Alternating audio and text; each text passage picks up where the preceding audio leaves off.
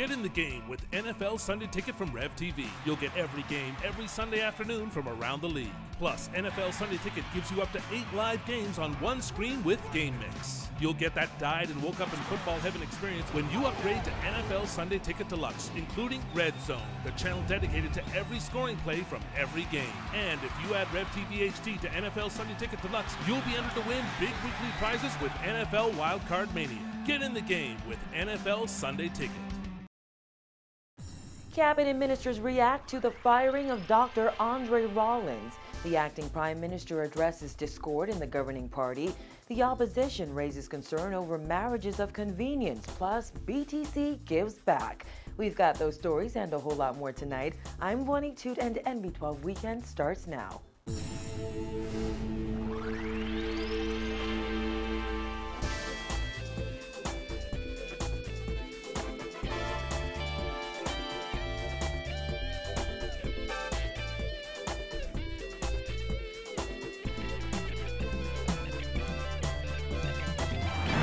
Topping news tonight, one day after Fort Charlotte MP Dr. Andre Rollins was fired, Minister of Education Jerome Fitzgerald criticized the former Gaming Board chairman for his verbal attack on Prime Minister Perry Christie in the House of Assembly.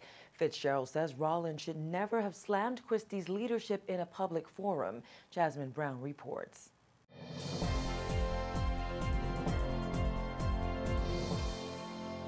Speaking candidly, Fitzgerald said Rollins was wrong for the comments he made in the House of Assembly concerning the Prime Minister and his leadership.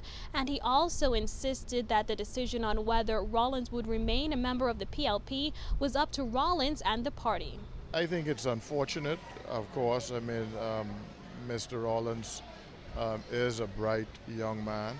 But I think, you know, like everything else in life, you have to know where the line is, and you have to understand at times that once you cross that line, there's a point upon which there's no return.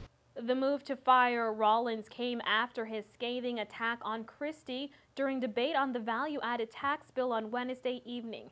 At the time, Davis said Rollins had crossed the line by calling for new political leadership. Rollins resigned as party whip on Monday after expressing opposition to 2 of the 4 constitutional amendment bills the government hopes to advance the referendum. Today, Fitzgerald criticized Rollins, saying he should know his place in the party and not speak out in such a public forum. There's a great mantra that before you can lead, you need to learn how to follow. And I don't condone anyone talking to anyone in leadership in that manner. It would have been better if he would have exercised a little more discretion. We have forums internally where people are very vocal within the PLP behind closed doors. We don't always agree, and just because we don't agree, we don't take it personally.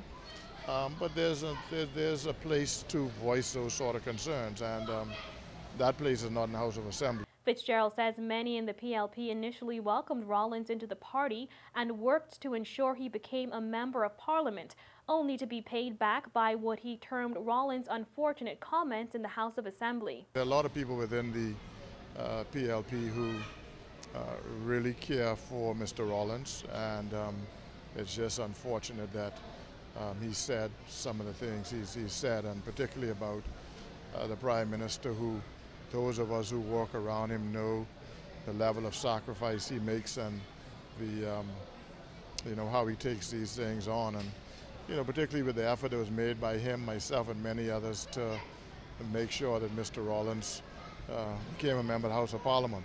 When asked if he believes Rollins should leave the PLP, Fitzgerald declined to comment, only saying it would be a decision Rollins and the party's leadership would have to make. And that will be really for Mr. Rollins to determine, and the party. You know, I really don't want to comment on that. I mean, those are issues that he would have to do. He's made certain comments, and you know, he has to decide, you know, what those comments mean for his own personal views, and move from there within the party. I'm sure the issue will come up, and when it does, and if it does, then we'll have a discussion. Rollins' appointment as Gaming Board Chairman was initially expected to expire on June 30th. However, Davis said board appointments were extended to August 31st. The Prime Minister appointed Rollins in July 2012. Reporting for NB12 Weekend, I'm Jasmine Brown. The acting prime minister's decision to fire Rollins just days before his extended appointment as gaming board chairman ends has fueled speculation about discord in the governing party. In a recent interview with NB12, Philip Brave Davis asserted that certain progressive Liberal Party members of Parliament have become combative and described recent clashes between government MPs in the House as toxic. I am saddened and disappointed at the level of which the manner in which differences are being expressed. In what has been described as the most contentious sittings of the House of Assembly in recent years, both Fort Charlotte MP Dr. Andre Rollins and Marco City MP Greg Moss have butt heads with Prime Minister Perry Christie during debate on the constitutional referendum bills and value-added tax bill. Rollins shocked many when he said the country needs new political leadership, while Moss faced criticism for voicing opposition to the PLP government's bills. When asked recently if Moss should feel threatened by Christie's suggestion that there would be consequences for his dissenting views, Davis said it's not the Prime Minister Moss should be concerned about. We are in a democracy. The party is made up of a number of persons. There will come a time, I think, when the party will have to make a decision, or for or against him, or he may want to persuade the party in a particular way. That will all come when that question is put. What the party will do, I don't know.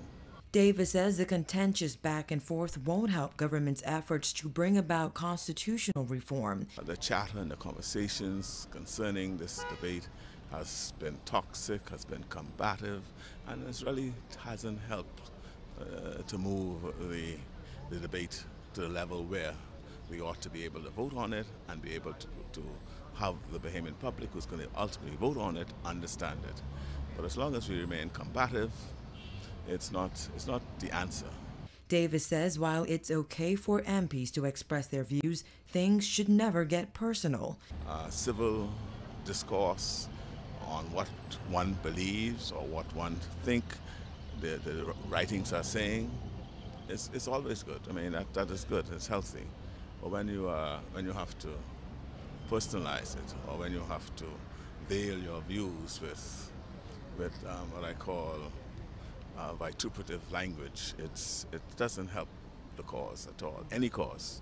The Cat Island Rumpke Salvador MP says he's hoping things will get back on track when the constitutional amendment bills come out of committee and a vote is held on Monday. Let me put it, I'm confident that we'll be able to achieve the required majority in Parliament to pass the 4 bills. Whether we'll have all members voting for it, that is still questionable to me, but I would hope that all would find good reason to vote for. Amid serious concern raised about marriages of convenience in the Bahamas, Opposition Shadow Minister for Immigration and Foreign Affairs Hubert Chipman echoed calls for government to address this issue. On Tuesday, Immigration Director William Pratt revealed the department constantly receives letters from Bahamians who report that their foreign spouse only married them for their status. In some cases, he said, people are paid up to $5,000 to marry a foreigner in order to obtain a spousal permit. Chipman says government needs to take action. What we need to do is enforcement. We don't enforce a lot of our laws. With regards to marriage, it's difficult to be married to somebody for 5 years, 10 years, or whatever that period may be. As you know, we changed the spousal permit to indefinite right now. It used to be 5 years. Several MPs have expressed concern over marriages of convenience as government seeks to amend the Constitution to enable a Bahamian woman to pass on her citizenship to a foreign spouse. However, the St. Anne's MP says he sees a difficulty in cracking down on people getting married just for convenience. We live in a society that sometimes can be dishonest, or I don't want to use the word corrupt, but if a woman is going to get married to a man purely for financial means, then I don't know how do you stop something like that, right? But we can, if we try to stop marriage of convenience by putting in effect 5 years, and you have inspectors go around do their due diligence, and hopefully, we stop that type of stuff.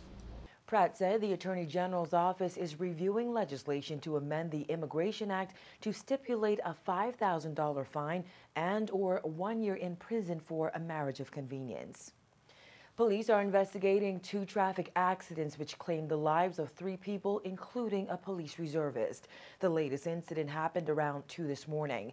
Police say 2 men in Mangrove Key, Andros, were riding south along Queens Highway on motorcycles when one of the motorcyclists crashed into the other. Both men lost control of their bikes and fell. The 2 men later succumbed to their injuries. A female passenger who was riding on the back of one of the bikes has been airlifted to New Providence for medical treatment. We're told she is in critical condition. Over on Exuma, a pedestrian was struck and killed by an SUV near February Point around 10:30 last night. According to police reports, a 22-year-old man from Bow Hill, Exuma, was driving east along Queens Highway in a 1996 black Suzuki SUV when he struck the unidentified male. A local physician pronounced the man dead on the scene. Meantime, police here in New Providence are investigating reports of theft at the home of a Parisian man. The 60-year-old man told police that a crew was contracted to carry out work on his property earlier this week. However, the following day, he reportedly discovered that a large sum of money, watches, and other jewelry were missing. Police say the man is a resident of Paris but has a home on Eastern Road.